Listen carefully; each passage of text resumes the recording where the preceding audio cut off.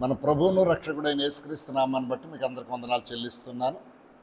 ప్రియమైనటువంటి దేవుని బిడ్డలారా, ఈ దినం ఆదికాండంలో 18వ అధ్యాయంలో చూసినట్లయితే దేవుడు అబ్రహాంతో మాట్లాడుతూ ఉన్నాడు. ఏమని మాట్లాడుతున్నాడు? ఏదైనా విషయాన్ని అబ్రహాంకి తెలియచేయకుండా ఉంటానా? అతడు నాకు స్నేహితుడు. ప్రియమైన దేవుని బిడ్డలారా, దేవుడు మనల్ని ఇష్టపడుతున్నాడని ఎలాగ అర్థమవుతుందంటే, మనం ఎప్పుడైతే దేవునితో ఒక మంచి సంబంధాన్ని ఏర్పాటు చేసుకుంటామో, దేవుడితో సంబంధాన్ని ఏర్పాటు చేసుకోవడం అంటే దేవుని ఎడల భయభక్తులైతేనేమి, దేవుడు చెప్పిన మాటలు వినడం అయితేనేమి. అబ్రహాం చూస్తే దేవుడు పిలిచిన వాడిని ఎక్కడికి వెళ్ళాలో కూడా తెలియకుండా వెళ్ళిపోయాడు. తర్వాత దేవునితో అడుగుతున్నాడు, ఎంత నువ్వు ఆశిస్తే ఏముంది, బిడ్డలు లేరు కదా అంటే బిడ్డలు ఇస్తానని చెప్పినప్పుడు నమ్మాడు. 25 సంవత్సరాలు 25 సంవత్సరాలు ఆగాడు. తర్వాత మళ్ళీ బిడ్డనిచ్చిన తర్వాత మరి దేవుడు ఎందుకు అడిగాడో తెలియదు, కానీ ఇదిగో నీకు ప్రియమైనటువంటి ప్రేమిస్తున్న కుమారు నాకు ఇస్తామంటే ఇవ్వడానికి కూడా వెనకాడలేదు. ఈ మాటలు ఇక్కడ ఎందుకు చెప్తానంటే, దేవుడు మనల్ని ఇష్టపడితే దేవుడు మనలను ఎంతవరకైనా మనం అడిగే ప్రతీది కూడా ఇస్తాడు. ఇంకా అతని గురించి చుట్టుపక్కల జరిగే ప్రతి విషయాన్ని కూడా దేవుడు అతనితో చెప్పకుండా ఉండడు అని మనం ఒక మాట తెలుసుకోవడానికి ఈ రోజున మీతో మాట్లాడని ఆశపడుతున్నా. దేవుడైన యెహోవా సొదొమ గొమొర్రాలని నాశనం చేయడానికి బయలుదేరుతూ ముందుగా అబ్రహాం ఇంటికి వచ్చాడు. దూరం నుంచి చూస్తే యెహోవా కనబడ్డాడని రాశాడు. తర్వాత కన్నులెత్తి చూస్తే ముగ్గురు వచ్చారని, వాళ్ళ ముగ్గురిని సాధారణంగా ఆహ్వానించాడు. మీరు సేద తీరండి అని మంచినీళ్ళు ఇచ్చాడు. సాయంకాల సమయంలో ఎండ టైంలో మీరు చెట్టు కింద కూర్చోండి అన్నాడు. వాళ్ళకి భోజనం సిద్ధపరిచాడు.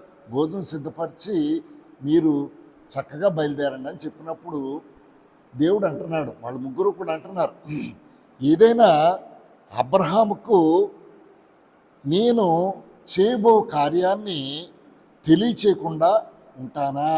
అబ్రహాముకు దాస్తానా? ఏమిటది? సొదొమ గొమొర్రాలను నాశనం చేయడానికి బయలుదేరాడు. ఏమంటున్నాడు దాంతో? యెహోవా దావీదుతో అంటున్నాడు, ఏమని? సొదొమ గొమొర్రాలు గూర్చినటువంటి మొర్ర చాలా గొప్పది, వాటి పాపం బహుభారమైంది.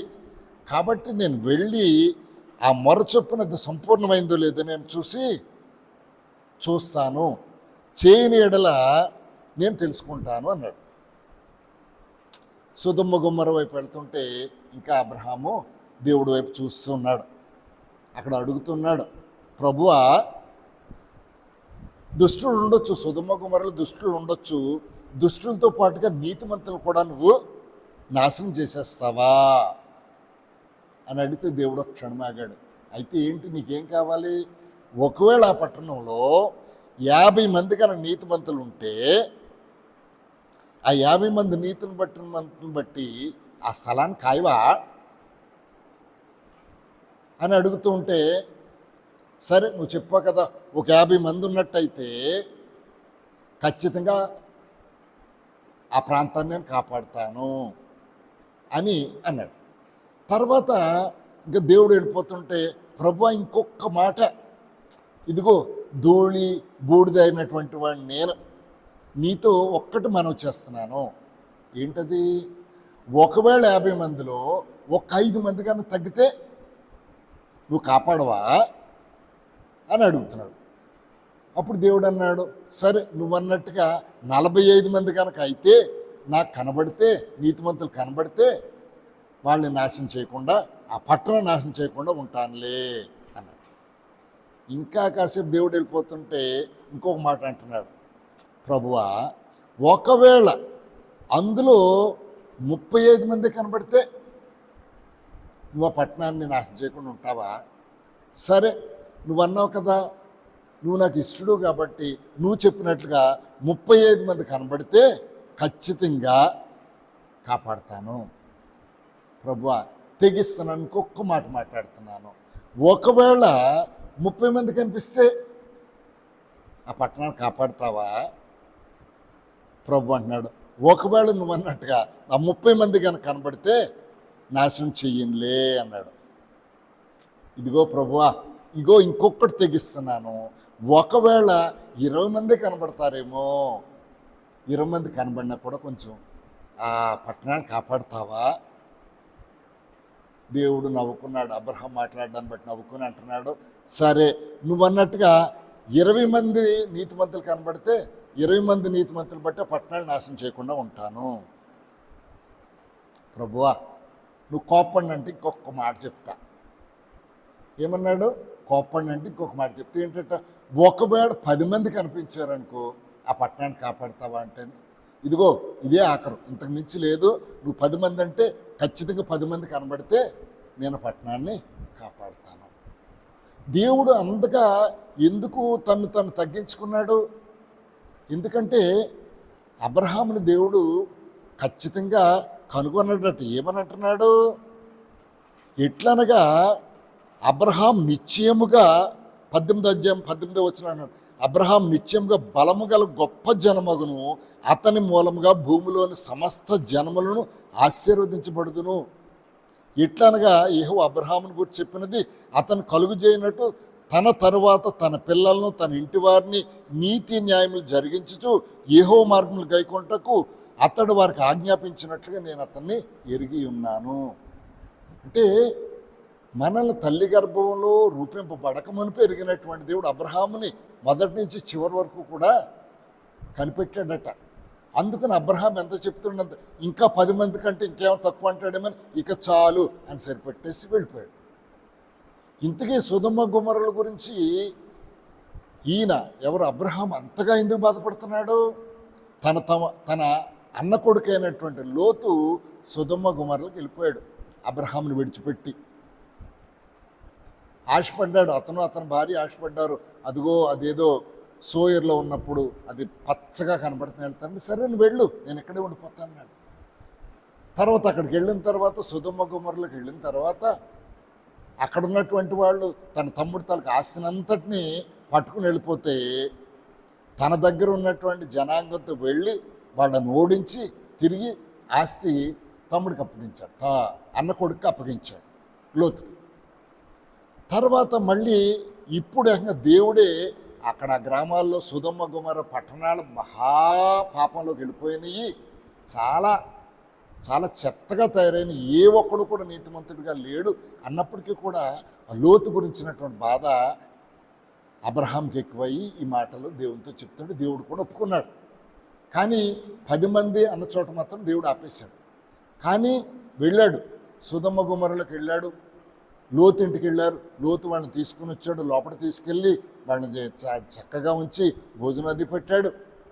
కానీ ఊరి జనాంగం అంతా కూడా ఈ వచ్చినటువంటి చుట్టాలతో చాలా అసభ్యకరమైనటువంటి పనులు చేశారు. దేవుడు ఇంకా అబ్రహాంకి అక్కడ మాట ఇచ్చాడు, 10 మంది అన్నాడు. కానీ ఇక్కడ లోతు భార్య అక్కడ ఉన్నారు, పిల్లలు ఉన్నారు. ఇప్పుడు ఏం చేశాడు? దేవుడు చెప్తాడు, ఇదిగో నేను సొదొమ గొమొర్రాలను నాశనం చేయబోతున్నాను, మీ అన్నను బట్టి ఇప్పుడు నిన్ను రక్షించవలసి వచ్చింది, అబ్రహామును బట్టి నేను రక్షించవలసి వచ్చింది, మీరు అర్జెంటుగా తిరిగి చూడకండి, పట్టణాలు వదిలిపెట్టి వెళ్ళిపోండి, ఈ పట్టణాల మీద నేను అగ్ని గంధకాలు కురిపించబోతున్నాను. ప్రియమైనట్టు దేవుని బిడ్డలారా, వాళ్ళు ఇంకా తడవ చేస్తూ ఉంటే ఆ దూతలు ఏం చేశారంటే గబగబ వాళ్ళని లాక్కుని ఆ పట్టణం బయటకు లాక్కొచ్చేసారు. వెంటనే అగ్ని గంధకాలు కురిశాయి. వాళ్ళు సంపాదించుకున్న ఆస్తి అంతా ఆ పట్టణంలో ఉన్న ప్రతిదీ కూడా బూడిదగా అయిపోయింది. ఇప్పటికీ ఆ సొదొమ గొమొర్రాలు అలాగే ఉన్నాయి. బయటకు వచ్చేసినటువంటి లోతు బాగానే ఉన్నాడు. కానీ భార్య ఏం చేసింది? అయ్యో నా ఆస్తిని వెనక్కి చూసిందట. ఉప్పు స్తంభం అయిపోయినప్పుడు గతంలో మనం ఎందుకు ఒకసారి మాట్లాడుకున్నాం. ఇక్కడ మీతో ఈ దినం మాట్లాడవలసింది ఏంటంటే, దేవుడు మనల్ని ప్రేమిస్తే, ఎప్పుడు మనల్ని ప్రేమిస్తాడు? ఎప్పుడైతే ఆయన మాటను వింటామో, ఆయన చెప్పినట్లుగా నడుచుకుంటామో, ఆయన చెప్పింది చేస్తామో, అప్పుడు ఖచ్చితంగా దేవుడు మనం ఏది అడిగినా కూడా ఆయన లేదనకుండా ఇస్తాడు. ఇక్కడ లోతును రక్షించడానికి గల కారణం ఏంటంటే, 2 పేతురు పత్రిక 2వ అధ్యాయము 7వ వచనంలో చెప్తున్నాడు, లోతు నీతిమంతుడు. అక్కడ సొదొమ గొమొర్రాలో చేస్తున్న దుర్మార్గత్వాన్ని బట్టి దినదినము తన హృదయంలో దుఃఖిస్తూ ఉండేవాడట. కాబట్టి ప్రియమైన దేవుని బిడ్డలారా, దేవుడు మనతో మాట్లాడాలి, దేవుడు మనకు దర్శనం ఇవ్వాలి, లేదా మనం ఏది అడిగినా మనం అనేక మంది గురించి ప్రార్థన చేస్తూ ఉంటాం. అయ్యో నా కుటుంబము, ఓ నా అన్న కొడుకు, నా చెల్లెల కొడుకు, లేకపోతే మా అక్క కొడుకు, మా అక్క పిల్లలు, లేదా మా బంధువులు, మా పిల్లలను ప్రార్థన చేస్తున్నారు. నీ ప్రార్థన ఖచ్చితంగా విజయవంతం కావాలి, నువ్వు చేసిన ప్రార్థన దేవుడు వినాలి అంటే ఖచ్చితంగా అబ్రహాం ఎలాగైతే దేవునితో తన సంబంధాన్ని పెట్టుకున్నాడో, ఇంకా దేవుడు ఏం చెప్తే అదే. తనకు లేక పుట్టినటువంటి కొడుకుని అడిగినా కూడా ఇచ్చేయడం సిద్ధపడిపోయినట్టు అబ్రహాం వలె మనం ఉండగలిగినట్లయితే. ఎందుకంటే అబ్రహాము తెలుసు ఏంటట, ఇచ్చినటువంటి దేవుడు ఏమని ఆశీర్వదించాడు, ఆకాశ నక్షత్రముల సంఖ్య వలె, ఇసుకలో సంఖ్య వలె నీ పిల్లల్ని వృద్ధి చేస్తాను. అంత మాట ఇచ్చినటువంటి దేవుడు నా పిల్లోని చంపేస్తాడా, కాకపోతే నన్ను ఏదో పరీక్షిస్తున్నాడు అని అనుకున్నటువంటి అబ్రహాం. కాబట్టి ప్రియమైన దేవుని బిడ్డలారా, అబ్రహాం ఈ రోజున మనము ఏమనుకుంటామో, నీతికి వారసుడు, అబ్రహాము నీతిమంతుడు. మనమందరము కూడా ఆయన అబ్రహాము దేవుని నమ్మాను, అది అతనికి విశ్వాసంగా ఎంచబడినని రాయబడి ఉంది. విశ్వాసములకు తండ్రి మనమందరం ఎవరన్నమాట, అబ్రహాం సంతానమై ఉన్నాం. కాబట్టి ప్రియమైన దేవుని బిడ్డలారా, అబ్రహాం జీవితాన్ని జ్ఞాపకం చేసుకుని అబ్రహాం దేవునితో ఎలా మెలిగాడో, ఎలాగా దేవునితో తన సంబంధాన్ని ఏర్పాటు చేసుకున్నాడో, మనము కూడా అలాంటి సంబంధాన్ని ఏర్పాటు చేసుకున్నప్పుడు ఖచ్చితంగా నీతో దేవుడు మాట్లాడతాడు. ఎవరికైనా ఆపద కలిగేటప్పుడు ఖచ్చితంగా నీతో చెప్తాడు, ఇదిగో ఫలానా వాళ్ళకి ఆపద కలుగుతుంది. దాన్నే ప్రవచన వరం అన్నారు దేవుడు. ఎదుటివారి కష్ట సుఖాల గురించి, ఇరుకుల ఇబ్బందుల గురించి దేవుడు నీతో మాట్లాడినప్పుడు నువ్వు ఖచ్చితంగా వారి గురించి నువ్వేం చేస్తావు, ప్రార్థన చేస్తావు, లేదా వారిని హెచ్చరిక చేస్తావు. అబ్రహాం కూడా లోతుని వెళ్ళమన్నాడే కానీ అక్కడ చాలా అపాయాలు ఉన్నాయన్న సంగతి చెప్పలేదు. కారణం ఏంటంటే పచ్చగా ఉందో సోయరని చెప్పుకుని వెళ్ళిపోయాడు. కానీ ప్రియమైన దేవుని బిడ్డలారా, నేను ఇక్కడ లోతు గురించి మీతో చెప్పదలుచుకోలేదు, కానీ అబ్రహాం దేవునితో ఎలాంటి సంబంధాన్ని ఉంచుకున్నాడో, ఎలాంటి రిలేషన్షిప్ని పెంచుకున్నాడో. అబ్రహాంని దేవుడు ఏమని పిలిచాడు, నా స్నేహితుడు. స్నేహితుడికి మనం ఎవరితోటన్నా సీక్రెట్లు పంచుకోవాలంటే ఎవరితో పంచుకుంటాం, భార్యతోటి పిల్లలతో కూడా పంచుకోలేం.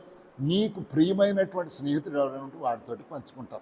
దేవుడికి కూడా అబ్రహాంతోటే ఇదిగో సొదొమ గొమొర్రా నాశనం చేయడానికి వెళ్తున్నాను ఎందుకు చెప్పాడు, ఎవరి గురించైనా దావీదు చెప్తాడు, ఇది అబ్రహాం ఏమైనా చెప్తాడేమో అని ఆశపడ్డాడు. అలాగే ఖచ్చితంగా ఆ పట్టణాలని లోతని చెప్పలేదు, కానీ ఖచ్చితంగా ప్రభువా నా అన్న కొడుకైన లోతుని రక్షించని చెప్పలేదు.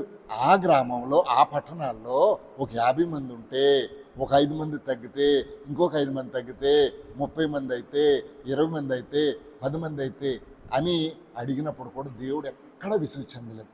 అదే మనమైతే ఓ ఇందాక 50 అడిగా, ఇప్పుడు 30 అంటున్నాం, ఇప్పుడు అంటున్నాం, మళ్ళీ 10 అంటున్నావేంటి, అలా కుదరదు అనేవాడు. కానీ దేవుడు ఎప్పుడైతే మనల్ని ప్రేమిస్తున్నాడో ఖచ్చితంగా ఆ విషయాలను నీకు తెలియచేస్తాడు.